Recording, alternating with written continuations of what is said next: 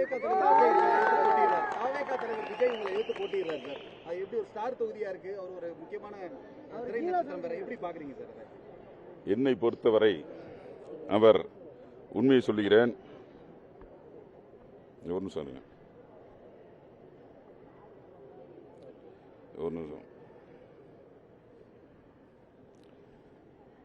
என்னை பொறுத்தவரை அவர் ஒரு தைரியம் இல்லாதவர். ஏதாவது எந்த காலத்திலாவது ஒரு கட்சியினுடைய தலைவர் 2 தொகுதிகளில் போட்டியிருக்கிறாரா? ஒரு தெம்பும் திராணியும் இருந்தால் ஒரு தொகுதியில் நிற்க சொல்லுங்கள். பெரம்பூரை விட்டு இங்க திருச்சி கிழக்கில் என்னோடு மோத சொல்லுங்கள். நிச்சயமாக வெற்றி எங்கள் பக்கம். அதிகமா இருக்கு, அதை டார்கெட் பண்ணி தான் வராரு அப்படின்னு சொல்றாங்க. நீங்க சொல்லும்போது கூட ஜோசப் விஜய்ங்கிறத அழுத்தி அவர் வந்து சொல்றாரு. அது நல்லா தெரிஞ்சுக்கங்க, அறிவாலயத்தை தேவாலயம் கைவிடாது.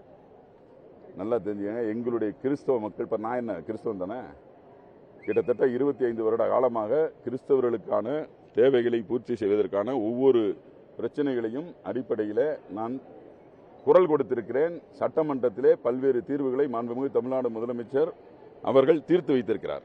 சரியா? அதனால ஒரு கிறிஸ்தவன் என்ற ஒரு காரணத்திற்காக அவர் இங்கு வந்து நிற்பது எங்களுடைய திருச்சி கிழக்கு சட்டமன்ற உட்பட்ட கிறிஸ்தவர்களை ஏமாற்ற முடியாது. தமிழகம் முழுவதும் இருக்கக்கூடிய கிறிஸ்தவர்களை ஏமாற்ற முடியாது. அது மட்டும் காரணமல்ல, அவர் ஒரு தைரியமில்லாத காரணத்தினால் இங்கு வந்து 2 தொகுதியை நிற்க வேண்டும் என்பதற்காக இங்கு நிற்கிறார்.